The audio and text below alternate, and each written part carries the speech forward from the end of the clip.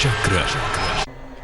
नमस्कार, बहुत स्वागत है आपका। आप देख रहे हैं चाल चक्र और मैं हूं आपके साथ शैलेंद्र पांडे।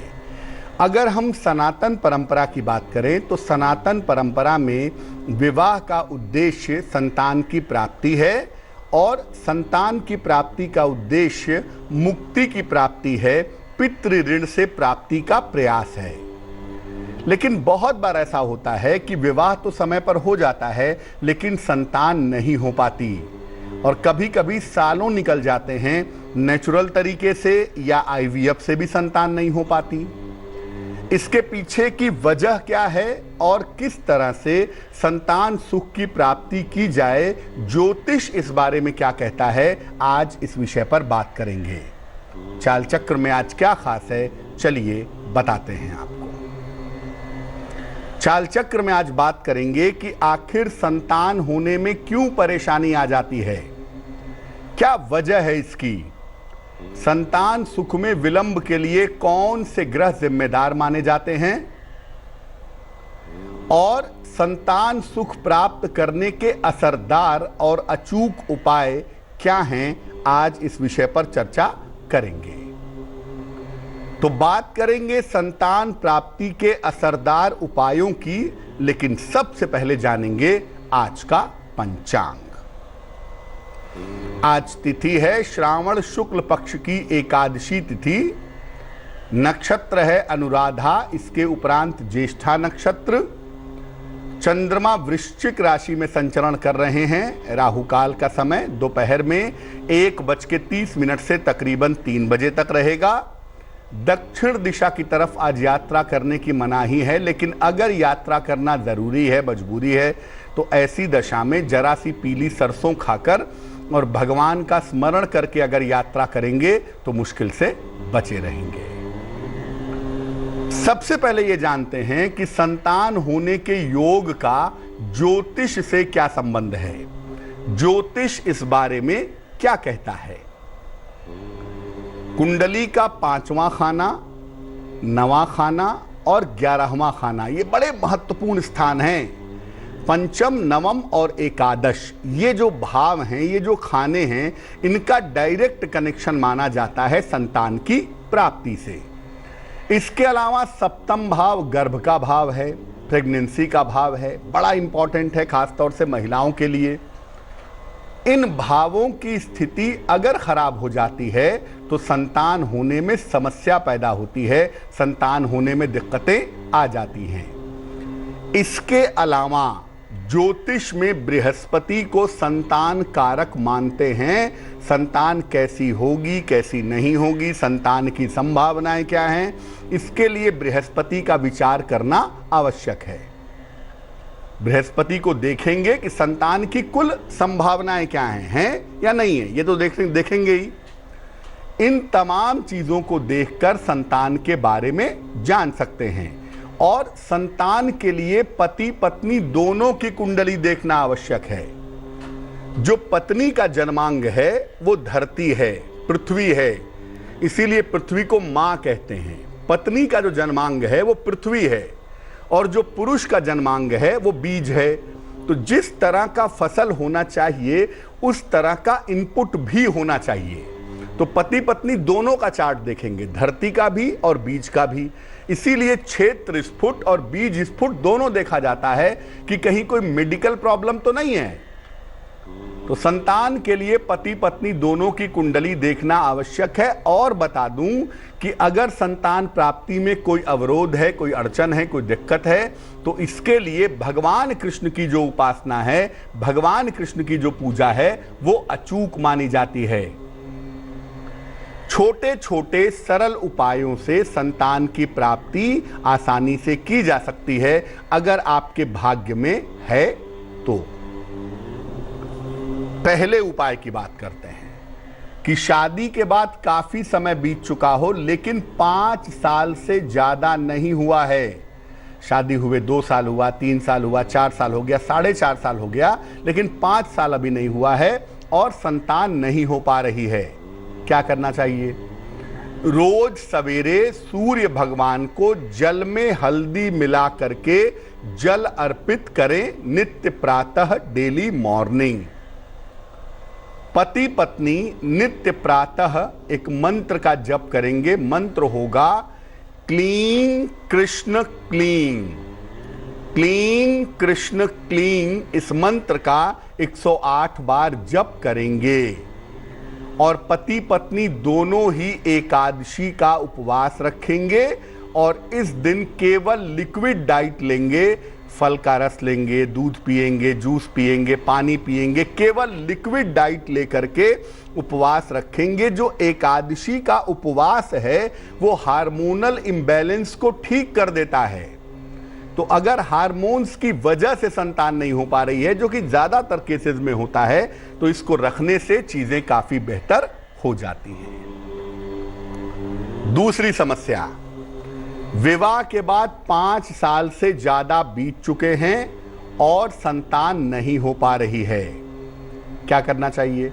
अगर 5 साल से ज्यादा हो गए हैं तो नित्य प्रातः सूर्य भगवान को रोली मिलाकर जल अर्पित करें। पति पत्नी दोनों ही अर्पित करेंगे, केवल पत्नी की जिम्मेदारी नहीं है। पति पत्नी नित्य प्रातः एक मंत्र पढ़ेंगे, ओम क्लीं कृष्णाय नमः, ओम क्लीं कृष्णाय नमः। इस मंत्र का 108 बार जप करेंगे। पत्नी रोज शाम को तुलसी के नीचे घी का दीपक जलाएंगी, लेकिन रविवार के दिन नहीं जलाएंगी। ठीक है ना? अगर विवाह को 5 साल से ज्यादा बीत चुके हैं और इस उपाय को लंबे समय तक किया जाए तो निश्चित रूप से फायदे की संभावना बन जाएगी। अगली समस्या, अगर मेडिकल कारणों से संतान नहीं हो पा रही है, पति के अंदर कोई मेडिकल डेफिशिएंसी है या पत्नी के अंदर कोई मेडिकल डेफिशिएंसी है या दोनों में है, और मेडिकल की वजहों की वजह से संतान नहीं हो पा रही है, तो क्या करेंगे? पति पत्नी दोनों ही एकादशी का उपवास रखें। और जब एकादशी का उपवास रखेंगे तो उस दिन केवल जलाहार करेंगे, केवल जल ग्रहण करेंगे। नित्य प्रातः ओम हौं जूं सह, ओम हौं जूं सह, इस मंत्र का 108 बार जप करेंगे। और पति पत्नी रोज सवेरे ब्रश करने के बाद तुलसी के 2 पत्ते और तुलसी के जो बीज होते हैं, जिसको मंजरी कहा जाता है, इसको ग्रहण करेंगे, इसको खाएंगे। और सर्दियों में तिल के दानों का अगर सेवन करें तो बहुत अच्छा होगा। कभी कभी कुंडली में किसी शाप की वजह से या किसी दोष की वजह से संतान नहीं हो पाती है। क्या करना चाहिए?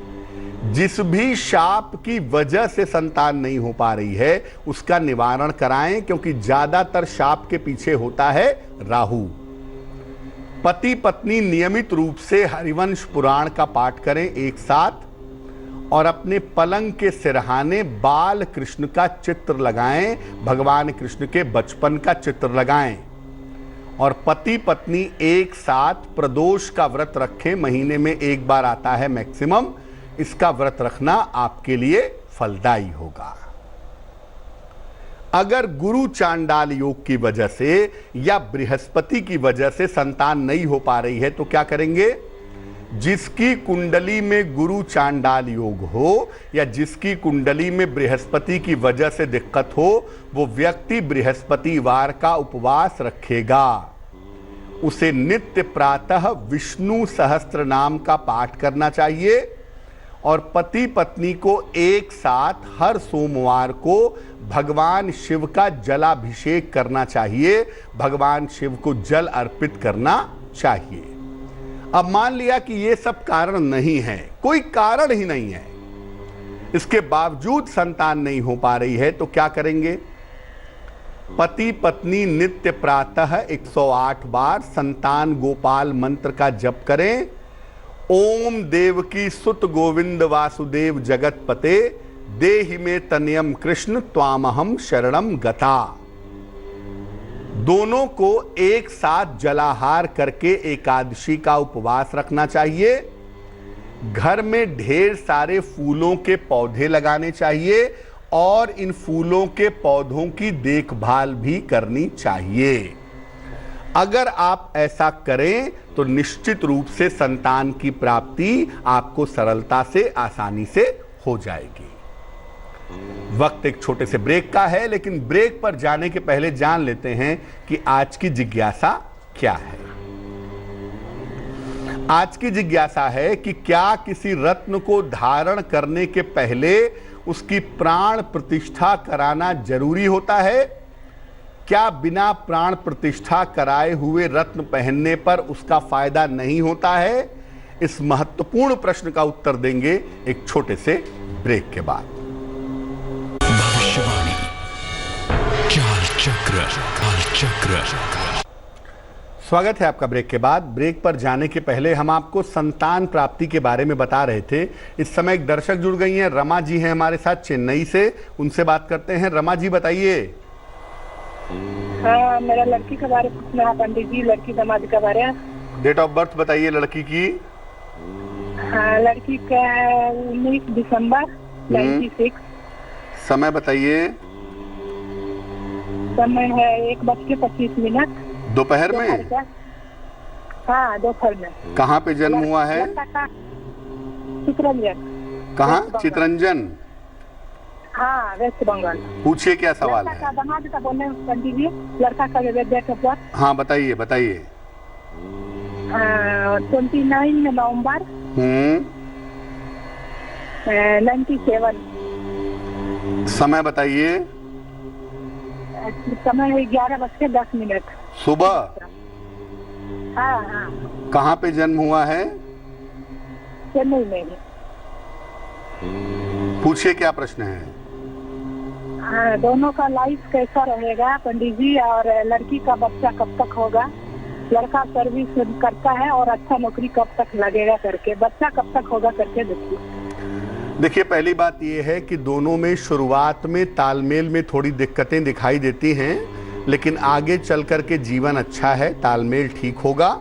और जहां तक संतान होने का प्रश्न है, आपकी बिटिया की कुंडली में और आपके दामाद की कुंडली में अगले साल संतान होने की संभावना बनती है। आपकी बेटी अगले साल जनवरी, फरवरी, मार्च, अप्रैल में अगर संतान के लिए प्रयास करे तो अगले साल संतान होने की संभावनाएं ज़्यादा बेहतर हैं, ज़्यादा प्रबल हैं। भविष्य उज्जवल है, उसमें कहीं कोई चिंता करने की आवश्यकता नहीं है। जीवन ठीक रहने वाला है, उसमें बिल्कुल भी चिंता ना करें। आप अपनी बेटी को बोलें कि नित्य प्रातः जल में हल्दी मिला करके सूर्य को जल चढ़ाएं तो उन्हें लाभ होगा। वक्त एक और छोटे से ब्रेक का हो गया है और ब्रेक के बाद वापस आएंगे तो बात आपके राशियों की करेंगे, आपके सवालों के जवाब देंगे और आपकी जिज्ञासा का समाधान करेंगे। भविष्यवाणी काल चक्र। स्वागत है आपका ब्रेक के बाद। ब्रेक पर जाने के पहले हम आपके प्रश्नों का उत्तर दे रहे थे और संतान होने में आ रही बाधाओं के निराकरण का उपाय बता रहे थे। अब हम बात करेंगे आपके राशियों की, आपके सवाल का जवाब भी देंगे और आपकी जिज्ञासा का समाधान भी करेंगे। लेकिन उसके पहले स्वस्थ रहने के सरल उपाय निरोगी भव में। अगर जोड़ों में दर्द की समस्या है, ज्वाइंट पेन है, तो गुनगुने पानी में 1 गिलास गुनगुना पानी कांच के गिलास में ले लें और उसमें आधा चम्मच दालचीनी का पाउडर डाल करके इसका सेवन करें। जोड़ों में दर्द की समस्या से आपको छुटकारा मिलेगा। चलिए राशियों के सिलसिले की शुरुआत करते हैं। सबसे पहले जानते हैं मेष राशि का हाल। मेष राशि, संतान पक्ष का ध्यान रखें, यात्रा में सावधानी रखें, केले का दान करें तो बहुत अच्छा होगा। शुभ रंग गुलाबी और भाग्य होगा 60%। वृष राशि, कारोबार में सुधार होगा, धन की स्थिति अच्छी रहेगी, कोई शुभ सूचना आपको प्राप्त होगी। शुभ रंग आपका बैंगनी और भाग्य होगा 70%। मिथुन राशि, किसी प्रिय मित्र से मुलाकात होगी, अचानक आर्थिक लाभ होगा, स्थान परिवर्तन के योग बन रहे हैं। शुभ रंग पीला और भाग्य होगा 65%। कर्क राशि, करियर की स्थिति में सुधार होगा, स्वास्थ्य आपका अच्छा रहेगा, काफी व्यस्तता बनी रहेगी। शुभ रंग आसमानी और भाग्य होगा 75%। सिंह राशि, करियर में सावधानी रखें, नया काम शुरू ना करें, सेहत का ध्यान रखें। शुभ रंग नारंगी और भाग्य होगा 60%। कन्या राशि, परिवार में व्यस्तता रहेगी, वाणी पर नियंत्रण रखें, रुका हुआ धन मिल सकता है। शुभ रंग हरा और भाग्य होगा 70%। तुला राशि, दौड़ भाग बढ़ेगी, धन लाभ के योग बनते हैं, प्रेम संबंध आपके शुरू होंगे। शुभ रंग सफेद और भाग्य होगा 80%। वृश्चिक राशि, रुका हुआ धन मिलेगा, जीवन साथी का सहयोग रहेगा, संपत्ति का लाभ हो सकता है। शुभ रंग लाल और भाग्य होगा 90%। धनु राशि, निर्णयों में सावधानी रखें, करियर में बदलाव हो सकता है, परिवार में विवाद हो सकता है। शुभ रंग बसंती और भाग्य होगा 60%। मकर राशि, सेहत की स्थिति ठीक रहेगी, करियर में व्यस्तता रहेगी, वाहन सावधानी से चलाएं। शुभ रंग ग्रे और भाग्य होगा 70%। कुंभ राशि, काम में व्यस्तता रहेगी, आर्थिक स्थिति में सुधार होगा, शत्रु और विरोधी आपके शांत होंगे। शुभ रंग भूरा और भाग्य होगा 80%। मीन राशि, करियर में बेहतर अवसर मिलेंगे, आर्थिक लाभ होगा, यात्राओं में सावधानी बनाए रखें। शुभ रंग चांदी जैसा रंग और भाग्य होगा 75%। एक दर्शक जुड़ रही हैं हमारे साथ, श्रद्धा हैं उत्तर प्रदेश से, उनसे बात करते हैं। श्रद्धा बताइए। सर नमस्ते। जी श्रद्धा नमस्कार, बताइए। जी मुझे अपने भविष्य के बारे में, करियर के बारे में जानना है। डेट ऑफ बर्थ बताइए अपनी। 12 जनवरी 2002। समय बताइए। रात्रि के 2:30 बजे। कहाँ पे जन्म हुआ है श्रद्धा? लखनऊ में। क्या प्रश्न है, क्या जानना चाहती हैं? जी आगे के क्षेत्र में जाएं, कहाँ कैरियर बनाएं, कैसा रहेगा आगे का भविष्य? देखो श्रद्धा, जो आपकी कुंडली हमारे पास बनती है, ये तुला लग्न की कुंडली है, राशि आपकी बनती है धनु राशि। कुंडली के हिसाब से आपको आगे टीचिंग जॉब में, शिक्षा क्षेत्र में जाने की कोशिश करनी चाहिए। ये कुंडली शिक्षा क्षेत्र के लिए काफ़ी अच्छी है, शिक्षा क्षेत्र में आप जा सकती हैं, उसकी संभावनाएं आपकी कुंडली में दिखती हैं। और दूसरा ये है कि आप बैंकिंग सर्विसेज की तैयारी भी कर सकती हैं। इस कुंडली में सिर्फ एक ही सलाह है मेरी कि जब भी आप शादी करिएगा, जब भी आप शादी का निर्णय लीजिएगा, सोच समझ के लीजिएगा, तो वो आपके लिए बेहतर रहेगा। सुबह और शाम दोनों समय 108 बार नमः शिवाय, या सुबह सुबह ही केवल नमः शिवाय का अगर आप जप करें तो आपके लिए बहुत अच्छा रहेगा। एक दर्शक जुड़ रहे हैं, अखिल हैं हमारे साथ दिल्ली से, उनसे बात करते हैं। अखिल जी बताइए। हाँ जी नमस्ते सर। जी नमस्कार, बताइए। हाँ जी पंडित जी, मेरी डेट ऑफ बर्थ है 24/11/2001। समय बताइए। समय है पंडित जी 6:34 PM 6:34 शाम के। कहाँ पे जन्म हुआ है? फरीदाबाद में हुआ पंडित जी, बल्लभगढ़ फरीदाबाद में। अच्छा, पूछिए क्या सवाल है। हाँ जी पंडित जी, मेरी ना आपसे 1 हफ्ते पहले बात हुई थी, 1-2 हफ्ते, तो मैंने अपनी पढ़ाई के बारे में पूछा था। पंडित जी एक चीज मुझे समझ में नहीं आ रही कि पंडित जी मैं लेकर के बुक्स बैठता हूँ, SSC की तैयारी कर रहा हूँ मैं फिलहाल ना, तो मैं लेकर बैठता हूँ बुक्स, मेरा मन ही नहीं टिकता, एक जगह मन ही नहीं लगता, बुक खोलने का भी मन नहीं करता, और मैंने खूब प्रयास भी करा, कुछ भी मुझको फायदा नहीं हो रहा। पंडित जी पढ़ाई के बारे में थोड़ा इसके बताइए। और मैंने हरी मतलब वो रत्न बताया था आपने ना, पन्ने के बराबर, हाँ जी उसके बराबर एक और बताया था, हरी हरी, तो वो बताया था आपने ना दूसरा रत्न। वो भी मैंने पहन रखा है, ग्रीन टर्मोलिन पाया था। और पंडित जी मुझे जी। दूसरा पूछ, आप ऐसा करिए, एक तो जो ग्रीन टर्मोलिन पहना है, हरी तुरमली वो पहने रखिए। सुबह सूर्य भगवान को जल में हल्दी मिला करके जल चढ़ाइए। और एक काम और करिए, सुबह 27 बार और शाम को 27 बार गायत्री मंत्र का अगर आप जप करें तो आपके लिए बहुत अच्छा होगा। ये कुंडली सरकारी नौकरी की संभावना दिखाती है। अगर आप ईमानदारी से एसएससी की तैयारी करें तो 2021-22 आपके लिए बहुत अच्छा है। इस समय में आपका सिलेक्शन हो सकता है। चलिए अब बात कर लेते हैं उनकी जिनका है आज जन्मदिन। जिन लोगों का आज जन्मदिन है उन्हें हम सबकी तरफ से जन्मदिन की हार्दिक शुभकामनाएं। आने वाले वर्ष में आपकी आर्थिक स्थिति उत्तम रहेगी। मुकदमेबाजी और वाद विवाद से छुटकारा मिलेगा।